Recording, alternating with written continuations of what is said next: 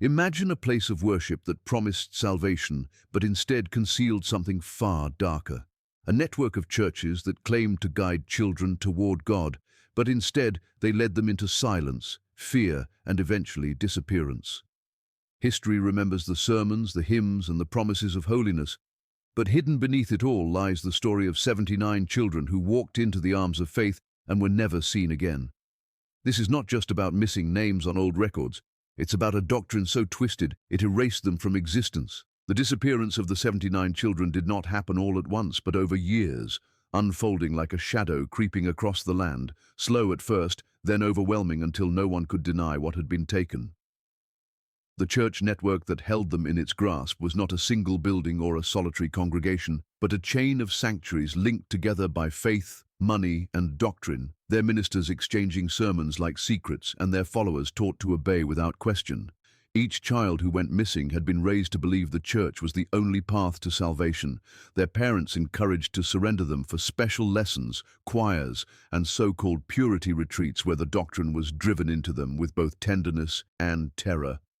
Families whispered their doubts at first, but the pulpit thundered louder, reminding them that doubt was sin, and so they silenced themselves, convincing one another that the church must have its reasons. Some children were said to have been sent away for missions, others for service in far-off towns, but no letters ever came, no voices were ever heard again, and still the network reassured its followers that the will of God was beyond mortal understanding. The doctrine itself was not the familiar scripture of Christian faith, but a distortion, a twisting of holy words until they no longer resembled comfort but control. It preached that children were vessels of unshaped spirit, unclean until they had been broken and rebuilt, purified by obedience to the elders who stood in God's place on earth.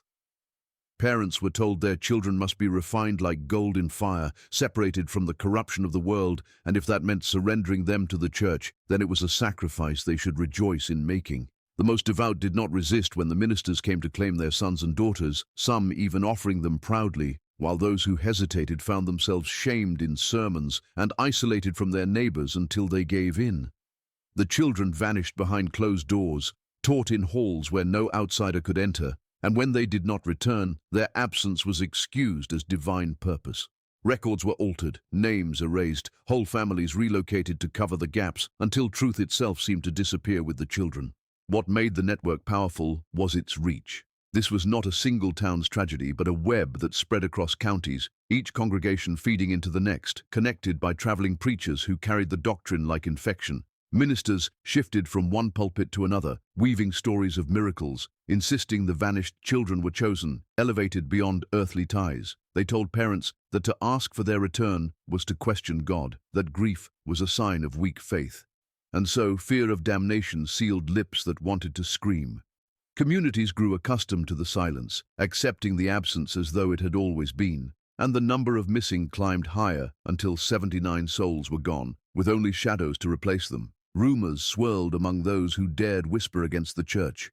Some spoke of secret rituals carried out in basements beneath the sanctuaries, of candlelit gatherings where children were bound by oaths they did not understand, or worse, offered as sacrifices to ensure the power of the network endured. Others believed the doctrine was used to mask something even more worldly, a trade of human lives for wealth or influence, children scattered into hidden labor camps or worse fates never recorded. But each time suspicion grew, the ministers responded with fire, thundering from the pulpits that Satan was sowing lies to tear apart the faithful, and the congregation clung tighter to the only authority they trusted. Parents who questioned too loudly found themselves cut off, their neighbors turning away, their own families refusing to speak of the missing children for fear of inviting punishment. Over time, the vanished became ghostly figures haunting memory. Their names faded from records, photographs were burned or lost, and yet their absence lingered in every pew and hymn. Elders who had once claimed to shepherd them grew older, carrying secrets locked behind stone faces and sermons that never faltered. The doctrine remained, passed down like inheritance, reshaped but never discarded, its shadow still lingering in the rural towns that had once been bound together by the network. Those who lived through it would say that every hymn carried echoes of voices that no longer sang. Every empty churchyard bore the weight of graves never dug. The 79 did not simply vanish into thin air. They were absorbed into silence, consumed by belief, erased not only from life but from memory itself. Whispers endure to this day, in the cracks of old church walls, in the faded journals of families who dared not speak, in the trembling recollections of survivors who escaped before their names could be struck from the ledger. Some say the doctrine was more powerful than any physical chain, binding people to complicity, turning parents into accomplices, and children into offerings.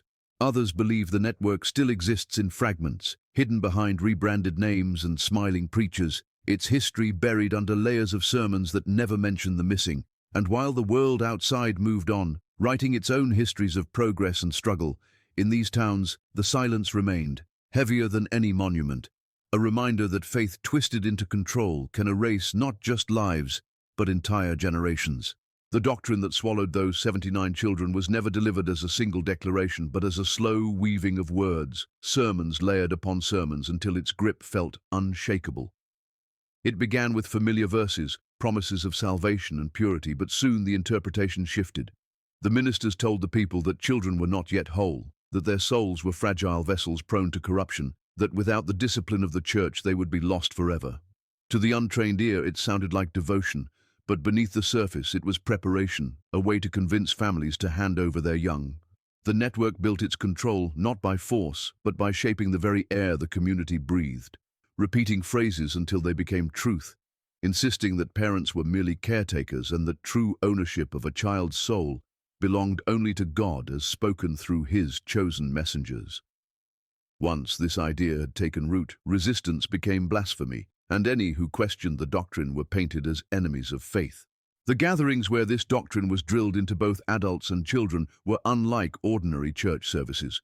They stretched into long nights, lit by dim lanterns and the echo of voices rising in unison, chanting verses chosen not for comfort but for submission. Children were lined in rows, made to repeat oaths of obedience, told that their bodies and minds were not theirs to control but tools for divine purpose.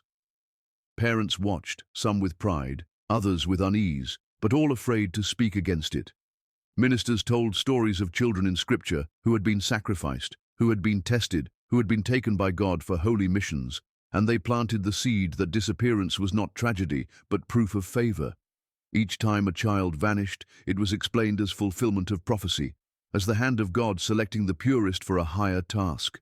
The more children that were lost, the stronger the doctrine became, for the congregation had already been conditioned to believe that questioning the loss was questioning God Himself. The rituals tied to this teaching became more secretive as the network expanded.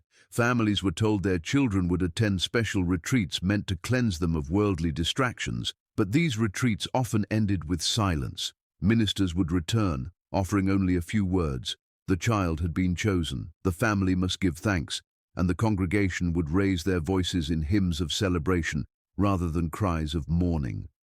The parents who dared to weep were reminded that sorrow was selfishness, that to miss their child was to deny God's plan. Fear did the rest, wrapping itself around every doubt until the only safe response was silence. In this way, the doctrine erased not just the children but also the natural human instinct to resist. Behind the public sermons there were whispers of what the doctrine truly demanded. Survivors who escaped before their names could be erased spoke of basements where children were kept apart from their families, of candle-lit rooms where elders preached that suffering was the path to holiness. Some children were said to have been bound in silence, forbidden to speak for days at a time, told their voices did not belong to them until they had been purified. Others recalled rituals where they were made to walk blindfolded through dark halls while verses were shouted around them, disorienting them, breaking them down until obedience was instinct. The purpose of these rituals was never explained, only enforced until the children disappeared altogether. Whether they were taken to other towns, buried in unmarked graves, or lost to something darker was never revealed. But the doctrine's design was clear, to make vanishing seem sacred rather than horrifying. The ministers grew more powerful with each disappearance. Every missing child became another stone in the altar of their authority, proof that they were conduits of a higher will. The congregations, stripped of their doubts, clung even tighter to the network, believing that only those who obeyed would be spared from worse fates. Families began to offer their children more willingly, fearful that refusal would bring divine wrath. The doctrine had moved beyond persuasion into a kind of possession, controlling not just actions but the very way people thought. Even when the number of vanished climbed to dozens, the people sang louder, prayed harder, convincing themselves that to do otherwise was to invite damnation. Outside the network, the whispers spread, but the doctrine had already prepared its defense. Ministers preached that outsiders were agents of corruption, that the world sought to destroy their holy mission. If townspeople heard rumors of missing children, they were told these were lies, inventions meant to weaken their faith. And so the walls closed tighter, isolating the congregations from the world beyond, allowing the doctrine to thrive in secrecy. The vanished were no longer spoken of as children at all, but as symbols, as sacrifices necessary for the endurance of the faithful. In this way, the doctrine erased them not only from life, but from memory, transforming them into abstractions that served the network's power. Generations later, fragments of that doctrine can still be found in journals, in old sermons scribbled by hand, in the testimony of those who finally broke free. They reveal a chilling consistency, a methodical use of faith to sever children from their families, to turn disappearance into devotion. The 79 children became both victims and pillars of a belief system designed to consume them, their absence the very fuel that kept the network alive. And though their names may never be recovered, the shape of the doctrine that erased them remains etched into history like a scar, a warning of how easily faith can be turned into a weapon when those who hold power learn to twist it into silence. The network itself was built like a web, stretching across counties and weaving together congregations that might otherwise have stood apart, each church feeding into the next with shared sermons, traveling ministers, and whispered promises of divine purpose. It presented itself as a brotherhood of faith, a holy alliance meant to strengthen communities, but beneath the hymns and handshakes was a system designed to protect itself from scrutiny. Ministers moved between pulpits with ease, never staying too long in one place, always carrying the same doctrine with them, reinforcing the same messages until they became law. This mobility made the network difficult to track, for whenever questions arose, a minister would vanish to another town and a new one would take his place. The continuity of belief maintained without pause. Records were passed from church to church, family lineages noted, children marked as future servants of the doctrine, their names catalogued in ways that appeared innocent but carried darker intent. Each congregation became both a sanctuary and a trap. Parents who resisted the demands of one minister would find the same pressure applied in another, for the teachings were uniform and the authority absolute. The churches operated as mirrors of one another, with the same rituals, the same chants, and the same unyielding insistence that children belonged first to the network and only second to their families. The strength of this system was in its unity, for even when suspicion grew in one town, the network as a whole could absorb the shock, redirecting blame, shifting narratives, and ensuring no single congregation could be exposed without the others reinforcing its defense. This structure meant that no matter where a child vanished, their disappearance could be concealed beneath the broader tapestry of faith. The network also relied on a powerful culture of surveillance. Neighbors were encouraged to watch one another, to report doubt, to ensure no family strayed from the expected devotion. Those who attended services less frequently, those who whispered questions, those who showed reluctance to surrender their children were singled out in sermons, their names spoken from the pulpit as warnings. This created a climate of fear where loyalty was not simply encouraged but demanded, and betrayal of the doctrine was seen as betrayal of the community itself. Families who considered leaving found themselves cut off, ostracized not only from the church but from their friends, their livelihoods, their very sense of belonging. Many gave in rather than risk isolation, feeding their children back into the system to prove their faith. In this way, the network fed itself, drawing strength not only from the doctrine but from the deep human fear of being cast out. What made the network more insidious was its ability to hide in plain sight. On the surface, it appeared as nothing more than a chain of devout churches, its ministers respected in their communities, its congregations full of families who seemed pious and devoted. Outsiders saw the hymns, the shared meals, the charitable acts that the network carefully displayed, and rarely looked deeper. Even when whispers reached neighboring towns, the sheer size and coordination of the network made it difficult for any single voice to stand against it. Law enforcement, often entangled with the churches through family ties or shared beliefs, hesitated to intervene. Officials who might have acted were swayed by sermons or intimidated by the sheer force of faith-driven communities unwilling to turn against their own. And so, the disappearances continued, hidden behind the facade of holiness. The children became the lifeblood of the network, each one representing both a sacrifice and a tool of control. Their vanishings served to bind families closer to the doctrine, for once a child was gone, parents were trapped between grief and faith, desperate to believe the minister's explanations rather than face the horror of the truth. The network understood this power and wielded it mercilessly, reminding families that their child's absence was proof of divine favor, that to question it was to risk eternal damnation. In this way, the network grew stronger with every disappearance, each missing child another thread pulled tight in the web. Over time, the network's reach extended beyond the pulpit, infiltrating schools, businesses, and even politics in the towns it touched. Ministers advised on local decisions, their voices carrying weight beyond scripture. Parents who surrendered their children were rewarded with positions of favor, while those who resisted found opportunities withheld, their reputations quietly ruined. The network did not simply guide faith, it shaped the very structure of life in these communities, ensuring its dominance could not easily be challenged. Those who once thought of leaving soon realized there was no outside to run to, for the network's influence spread too far, and beyond it lay only uncertainty and the threat of eternal punishment.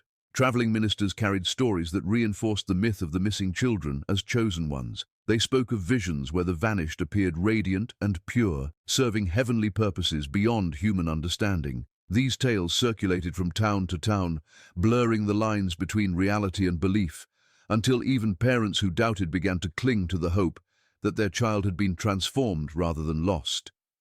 The network depended on such stories to maintain loyalty, and as long as the people believed them, the disappearances could continue unchallenged. The truth, whatever it was, remained hidden behind the iron walls of faith, protected by the unity of the churches and the silence of the fearful. What endures from the network's legacy is not only the mystery of where those 79 children went, but the chilling reminder of how power thrives when belief is twisted into obedience. The network was not sustained by chains or weapons, but by sermons, rituals, and the unwavering unity of congregations taught to see silence as virtue. It grew strong enough to erase children from history, to make their vanishing seem sacred, to bind entire towns into complicity, and to leave behind a darkness that no hymn could disguise. The cover-up began the moment the first child vanished, not as a desperate attempt to explain the loss, but as a carefully orchestrated strategy to ensure the truth would never surface.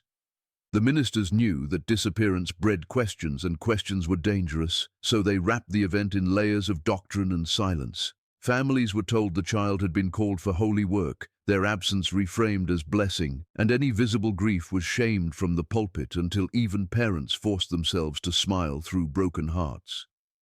Records that might have betrayed the truth were quietly altered, baptism certificates rewritten, attendance logs adjusted, and in some cases entire names erased as though the children had never existed. By the time suspicion reached the wider community, the trail was already cold, the evidence buried beneath paper and prayer. The manipulation spread beyond sermons into the fabric of everyday life. Ministers reminded their congregations that secrecy was obedience, that the world beyond the church walls would never understand the purity of God's work, and so silence became a sign of faith. Those who whispered doubts found themselves visited at night by elders urging them to repent, warning them that speaking out would invite ruin not only upon themselves but upon their families.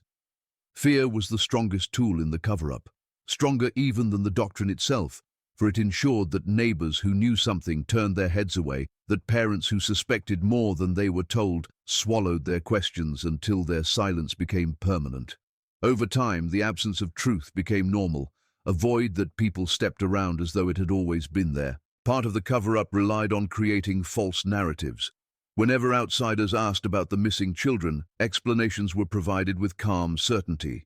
Some were said to have left with relatives, others to have been sent to mission fields or orphanages, and when these lies could not be proven, the ministers declared them matters of privacy or divine mystery. Stories were crafted to soothe suspicion, tailored to each family and each town, until the disappearances seemed like scattered tragedies rather than a pattern. The network ensured that no single disappearance could be traced back to them directly, weaving the losses into a patchwork of excuses that outsiders rarely bothered to challenge. Each narrative became another brick in the wall of deception, shielding the truth with layers too thick for casual inquiry to break. The cover-up extended even to graves. In some towns, plots were prepared without names, filled with earth disturbed but never explained. Families who asked where their children were buried were told that the church had seen to it, that mourning was unnecessary because their loved ones had been chosen for higher purpose. Over time, the cemeteries became places of unease, where locals avoided certain corners, where stones stood blank and silent. These nameless graves whispered of lives erased, but no one dared to ask why. The presence of the graves was paradoxically part of the cover-up itself, a way of providing closure while ensuring the true story remained hidden beneath soil and stone. What made the cover-up so effective was its ability to co-opt the very victims it sought to silence. Parents, broken by loss and manipulated by shame, became unwilling participants in hiding the truth. Many convinced themselves that their children were truly chosen, that their suffering had purpose, and so they defended the very ministers who had taken from them. In this way, the cover-up was not enforced solely by those in power, but sustained by those who had been harmed, each family another link in the chain of silence. This psychological prison was perhaps the darkest element of all, for it transformed grief into complicity, ensuring the cycle could continue without resistance. The network also drew protection from its influence over local authorities. Ministers held sway in courts and town halls, often advising officials or supporting their elections, creating bonds that could not easily be broken. When concerned relatives or outsiders attempted to involve law enforcement, they were met with indifference or outright hostility. Reports disappeared into drawers, investigations stalled, and in some cases, those who pressed too hard found themselves accused of slander or sin. The law bent under the weight of the church's authority, and the cover-up expanded into the very institutions meant to protect the vulnerable. With each unanswered report, the message grew clearer.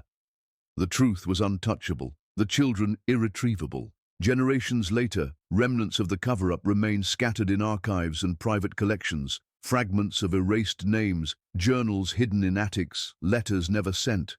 They paint a partial picture of what was done to conceal the vanishings, yet even these remnants carry the fingerprints of deception, altered and obscured to the point of uncertainty. The tragedy is that the cover-up did not simply bury facts. It buried the children themselves, leaving behind no trace but silence. Entire communities became accomplices in this burial, carrying secrets they dared not confess until the line between faith and fear blurred into one. The doctrine may have justified the disappearances, but it was the cover-up that ensured they would remain hidden, that history itself would forget the faces and names of the 79, sealing them away in darkness where truth could never fully emerge. The legacy of the 79 vanished children is not one that lives in written records or official accounts, but in whispers carried down through generations, in half-remembered stories told at kitchen tables, and in the uneasy silences that stretch across towns where the network once thrived. Though the ministers who preached the doctrine have long since passed, their shadows remain in the culture of secrecy and fear that lingers in these communities. Children grow up hearing warnings not to wander near certain abandoned chapels, not to ask about family members whose names no longer appear in family Bibles, not to question the past too loudly. This legacy is not merely about the children who disappeared, but about how their absence reshaped entire towns, bending memory and truth until both became unrecognizable. The doctrine that erased them may no longer be preached from pulpits, but its remnants linger in the way silence has been inherited like a curse. In certain places, people still recall the names, though they rarely speak them. Old letters, brittle with age, hint at disappearances that were never reported, and journals hidden in attics speak of grief so profound that it had to be written in secret rather than spoken aloud. These fragments show how the legacy was preserved not by the church, but by those who carried their sorrow quietly, refusing to let it be fully erased. For every erased record there was a mother who tucked away a lock of hair. For every nameless grave there was a father who carved initials into wood hidden under floorboards.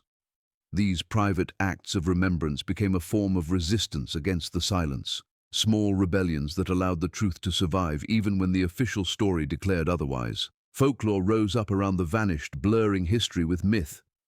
In some towns, people say the children still wander at night, their footsteps echoing in empty sanctuaries, their songs carried on the wind when no choir is present.